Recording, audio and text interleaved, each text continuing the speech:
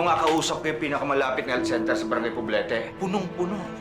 Naku, ginawa na nilang evacuation center ang basketball court. Nagsisiksikan sila doon. Kawawa naman ang lagay nila. Evelyn, makaka-action agad ang City Hall tungkol dito. Gamitin niyo yung calamity fund para matulungan ang mga nasunugan. Ay, sige ma'am, gagawin ho namin yan. Siguro naman hindi sila kukontra na makakatulong tayo sa mga nasunugan. Dapat lang. Eh kung may malasakit sila. Naku po.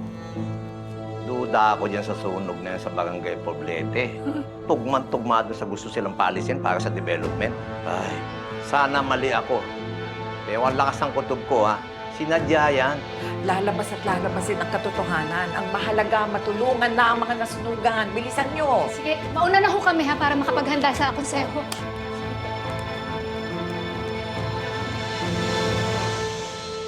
Naku, syempre naman, Kapitana. Tutulong kami mga gerero. At your service agad-agad. O, hintay ka lang, ha? O, sige po. Sige. Storbo! Ah! Sino ba naman yung kausap mo, Kong? Ay, naku, yung Kapitana ng Barangay Poblete. Humingi ng ayuda. Yun yung barangay na nasunugan kagabi. Naku, ang dami hong natupok na bahay doon, madam. Saka ang daming pamilyang nawala ng tirahan. Oo nga. O, nasaan na ba tayo? Ay, eto yung tinignan mo kanina, oh. Yung solitaryo. Brilliant cut na diamond. Alam ka pang ganyan. Eh, Diba? tingnan mo nga, oh. Mas malaki pa nga tong bato ng ano ko, ng engagement ring ko. Oo nga, no? Hanapan mo ko na mas malaki. Siyempre, congresswoman na ako eh. Hindi ako magpapatalo sa mga asawa ng mga kongresista kasi aapi nila ako pag mas malaki yung mga bato nila.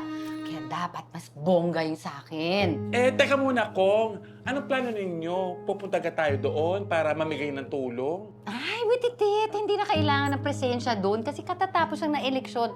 Ayuda lang, effect na yon. Teka, madam. I have an idea.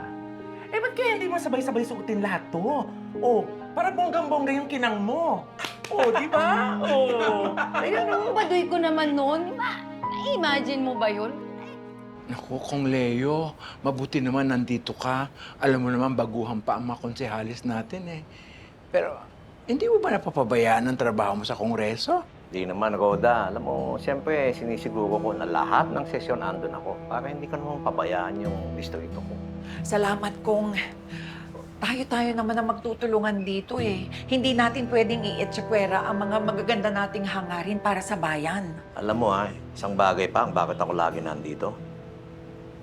Gusto kong bantayan, obserbahan yung mga gerero na yan. Wala akong tiwala dyan. Ano ibig mo sabihin ko? Doon sa Kongreso, nagpapaksyon-paksyon na. Yung mga korap, yung mga hindi korap. Tapos yung ano, yung Kong Jackie. Dudang-duda ako doon sa mga proyekto niya. Tingin ko talaga, ha, kukukakutin sa bandang dulo. Tatak Guerrero yan. Noong panahon pa ni Gustavo, walang pinalalampas yan. Malaki man o maliit, binubulsa nila. At ngayon, 3 gerero na ang nakaupo, mas marami pa silang maibubulsa. Mas lalaki ang problema sa syudad natin. Pero sa huli, kahit na gaano kalaki ang itago nila, lalabas at lalabas din ang katotohanan. Congressman ako na madalas dumalaw dito sa City Hall para masiguro natin yung proyekto, makakabuti sa tao, hindi katulad ng mga ibang congressman dyan. Patambay-tambay, pakapi-kapi. Ang ginagastos nila, yung mga pinagnakawan nila. Kakapal na mukha. Dami. Iisa-isain ko yung mga projects na inumpisahan ko na ikaw magpapatuloy. Hoy! Alam niyo na ba yung nangyari sa Barangay Poblete? Sunog? Ako nagplano nun. Ang laki nun ha. Galing mo na rin naman magpasunog ngayon. Expert na expert ka na. Madali lang naman yun. Meron ng tradition na ginagawa para paalisin ng mga informer settlers. Ginagawa nila, ilalagyan ng solvent ang katawan ng mga daga. Pinapatakbo nila sa buong neighborhood. Pag kumapit ng solvent, madali nang matupok ang bahay. Dahil ang susunod niyan, maglalagay sila ng apoy sa buntot ng mga daga. Maraming daga, matatakbuhin nila. Sabay-sabay ang mag-uumpisa ng sunog, kaya mabilis matupok ang buong community. Yun ang tradisyon. That's fascinating, Kuya. Ganun pala yun. Bakit hindi mo sinasabi sa akin na kumikilos ka, Kuya? You're affecting my constituents. Miguelito, mayor pa ako. Nasara ko ng transaction yan. Yung Mr. Elisias, malaking tulong yan. Mag-develop yung lugar, gaganda ang ekonomiya ng ating lungsod. At hindi lang yan. Meron pang maraming kasunod dyan na papasok sa administrasyon mo. Ayun naman pala. Pero may isa pa tayong problema. Siyempre, yung mga utaw, umaasa yan ng ayuda galing sa gobyerno. O, di ba tayo yun? O Mayor, What? anong plano mo? Malay ko ba? You tell me, Kuya, anong gagawin natin? Mayor Miguelito, huwag mo kakalimutan, sa bawat kalamidad ay malaking pagkakataon na kumita ng mas malaki. Babango pangalan natin at makakuha tayo ng mas maraming boto sa susunod na eleksyon.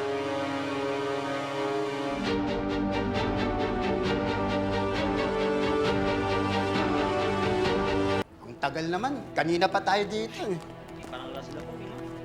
Talagang mga gerero. Ano po? Hindi mo alam kung pinagtataguan tayo. Talagang busy-busy lang. Hindi ka papahirapan ng mga yon. Siguradong pipirmahan nila yan kasi takot lang nila, ano? Basta sabihin mo galing yan sa akin. Kung Jackie! Kung Jackie! Magandang araw po. Nina po. Kung busy-busy po kayo, no? Sobra. Nagmamadali nga kami. Hindi naman timing mo, ah. Kung Jackie, di ba nag-usap na po tayo dati? Ito po yung listahan ng mga items na pwede niyong bilhin sa amin. Sandy. Murang-mura lang po. Pwede po natin mapag-usapan yan. Mura po lahat sa amin. Mga walis, mga gamot, mga relief goods. Bagsak presyo po kasi malapit na mag-expire. Kahit anong hanap ninyo, meron po ako. Ay, sino tong dalawang to? Asan yung asawa mo? Pinagpalit mo ba siya dito sa dalawang to? Pupogi, eh, oh. Joker pala kayo ko. Joker, Hindi tayo close, no? Excuse me. Teka, si Marsing po, meron siyang kausap ng mga dealer kung saan kami makakakuha ng mga items sa murang halaga. Oh, nasa kanya naman na yung listahan mo. Tatawagan ka namin pag may kailangan kami, ha? Sige po. Sige. Basta kung may kailangan kayo, ha? Kay Marsing at Nita, malaki ang kita. Wow, may slogan Oo, parang commercial. Tara.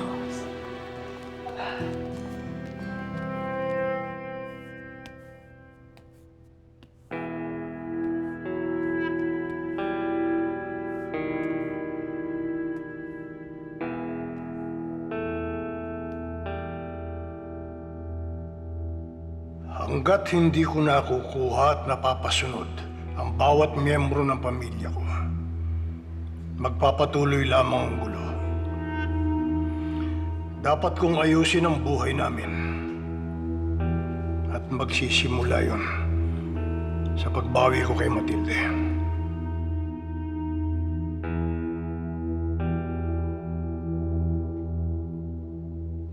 Ma'am, magpe-procure tayo ng relief packs para sa mga nasunugan. Mag-uusap kami mamaya ng mga konsehales. Gagalawin natin ang calamity fund. Yes po, Mayor. Ilang pamilyang apektado? 900 households so ang nasunugan. So approximately that is 5,500 individuals na apektado. Eh di magpapadala tayo ng relief packs. Yes, Mayor. Sandy, magkano per relief pack? May makukunan ho tayo na 800 pesos per pack. Kunin mo na. Yes, Mayor. Ma'am, Yes po.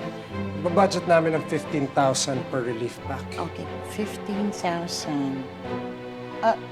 Pero Mayor, halos times 20 ang padding. Nung panahon po ng papa nyo, times 10 lang. Iba na ang panahon. Ngayon, ako na ang mayor ng Manila. Baka gusto mo ibahin ko ang budget controller ng City Hall. Mas madali yun. Hindi po. Aasikasuhin ko po agad. Very good. Excuse me po. Sandy, tutukan mo. Of course, Mayor.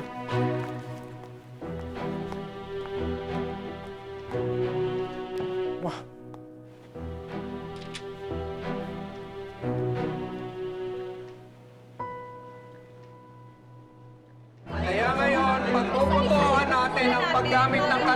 pag-uusapan para sa mga...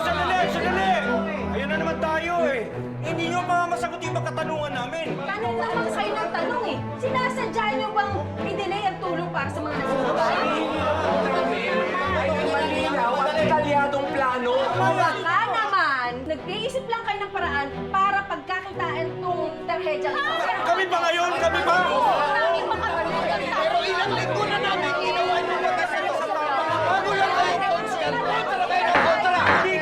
Order! Order! Respetuhin naman natin itong lugar na to. Ginagawa nyo ng parang palengke. Majority Floor Leader, please. Bilis po dapat tayong tumulong, kaya pagbutuhan po na natin. Hindi mo ba talaga nakikinggan ang aray? Mga pabor na ipasa ang panukalang ito, itaas nyo ang inyong mga kamay.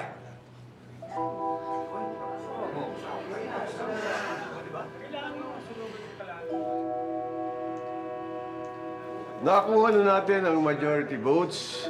Calamity Fund, approved.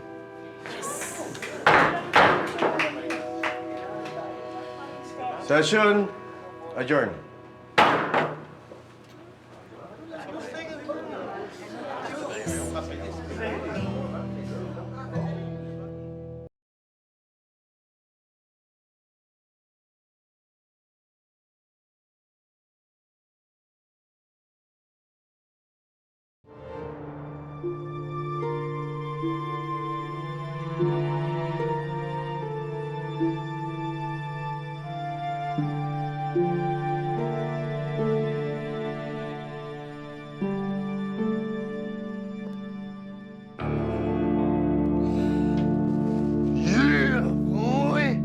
That's what I'm talking about. Hindi ka na si Black Widow.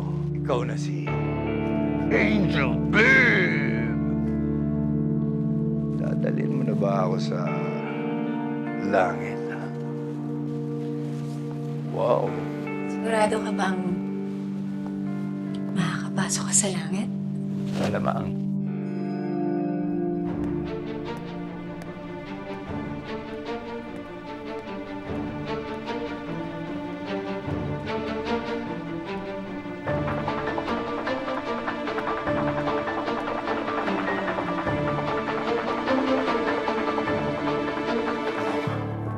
Trip kita. Gusto kita. Sexy mo.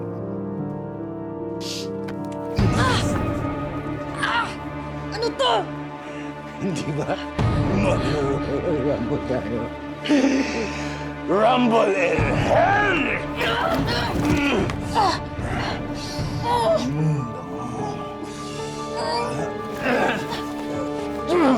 Alabang ka, ha?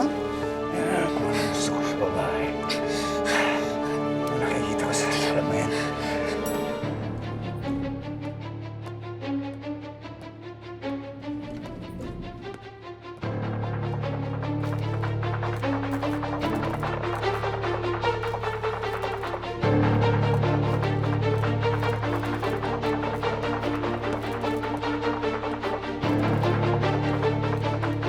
Si Rocky Boy, Hindi po sa loob, ma'am. Lalaro. ano naglalaro?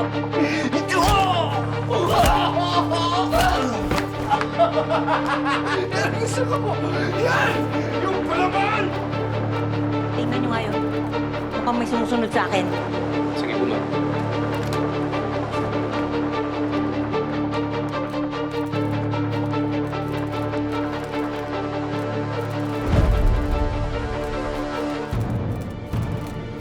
Hoy! Sino ka? Anong ginagawa mo dyan? Col! Tao to.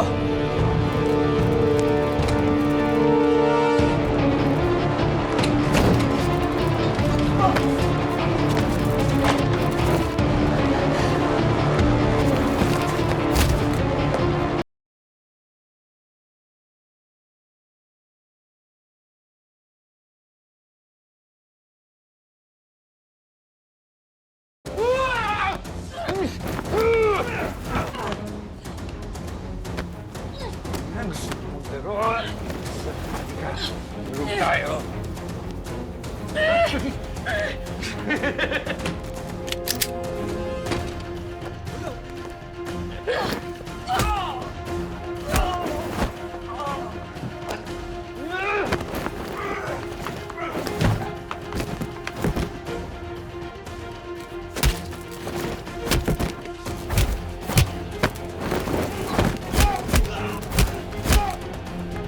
Tanggol na sa taas! Akyatin nyo! Dubina, anong nangyari? Nasundan ako ni Tanggol! Ano? Edi, huwag kang tatayin tawan! Kumawa ka, bis! Ay, lakas ang loob nito! Basta ang ulo mo, ha?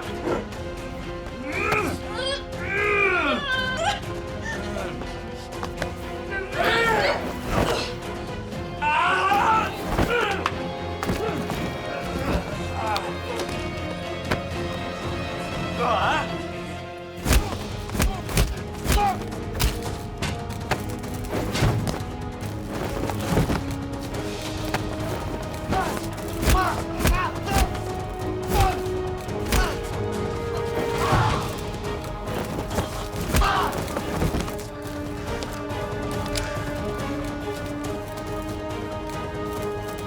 Tuloy tayo sa elevator.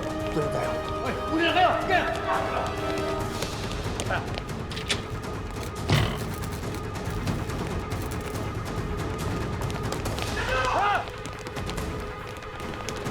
I'll give it to you.